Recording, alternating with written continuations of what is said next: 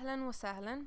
اليوم سنعمل الشفوت اليمني، وهو أكل نأكله أكثر شيء مع الغداء. وتتكون الشفوت من اللحوح، سوينا اللحوح.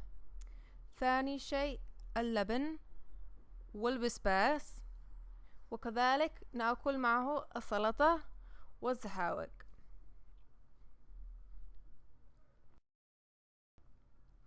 لكي نعمل الشفوت نحتاج إلى، يمكن إذا كنت في اليمن أفضل شيء نستخدم البيع أو القشم، وهذا النوع من الخضرة لا توجد هنا قريب مني، فأنا أتيت له بيبر أخضر لأن لونه أخضر جميل، وكذلك طعمه خفيف ونظيف. كذلك نريد البسباس الأخضر 2 أو 3 حبات، ثم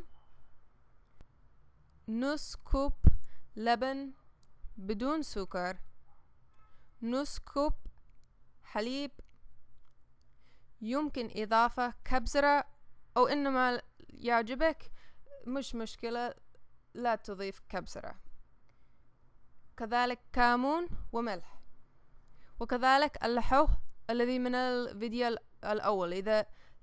إذا كان لا يوجد معك لحوح يمكن تبدل خبز عادي، ولكن اللحوح أحلى شيء.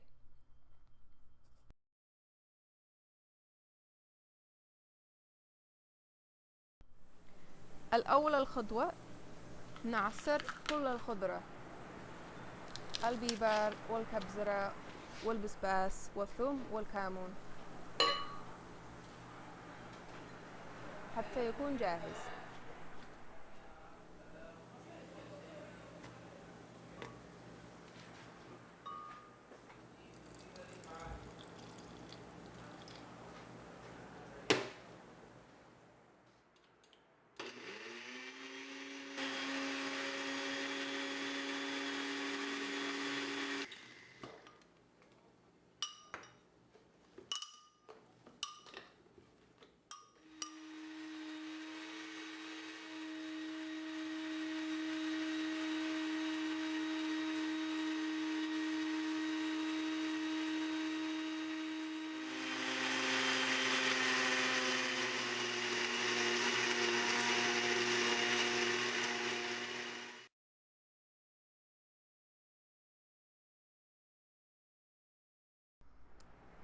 الثانية الخطوة نجهز اللبن، نجمع له الحليب وكذلك البسباس الذي الآن عصرنا. يمكن تضيف البسباس حتى تكون لون اللبن أخضر فاتح، وكذلك إضافة له ملح شوية.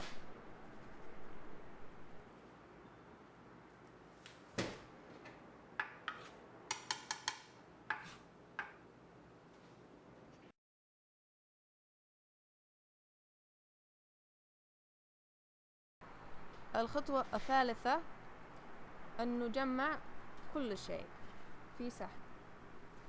فممكن أول شيء اللحوح في طابق أو طابقين، وفوقه نضيف اللبن، يمكن نخليه يجلس 10 دقائق، ثم نأكل معه السلطة الطازجة، خيار وجزر طماطم وبصل، وكذلك جميل جدا معه الزهاوج من طماطم. إذا عجبتكم هذا الوصفة يمكن أن تشوف في الشانل شيبا يمني فود وتعملوا سبسكرايب. شكرا لكم.